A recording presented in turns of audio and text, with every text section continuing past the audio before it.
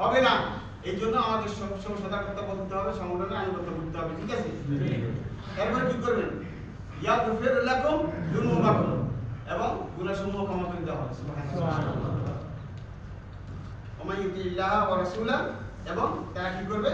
তারা আল্লাহ এবং আল্লাহ রাসূলের কিতাব করবে, হুকুম মেনে চলবে, গোলামি করবে, দাসত্ব করবে। আর এটা তাদের জন্য সবচেয়ে বড় সফলতা। তাইলে আমরা কি বুঝলাম এখান থেকে? আমাদের জীবনের সর্বক্ষেত্রে আমরা সত্য কথা বলতে হবে। কি জন্য? কি জন্য? ওয়া মান ইউতিল্লাহ ওয়া রাসূলাহ, এবং তারা কি করবে? তারা আল্লাহ এবং আল্লাহ রাসূলের কিতাব করবে, হুকুম মেনে চলবে, গোলামি করবে, দাসত্ব করবে। আর এটা তাদের জন্য সবচেয়ে বড় সফলতা। তাইলে আমরা কি বুঝলাম এখান থেকে? আমাদের জীবনের সর্বক্ষেত্রে আমরা সত্য কথা বলতে হবে। কি জন্য? কি জন্য?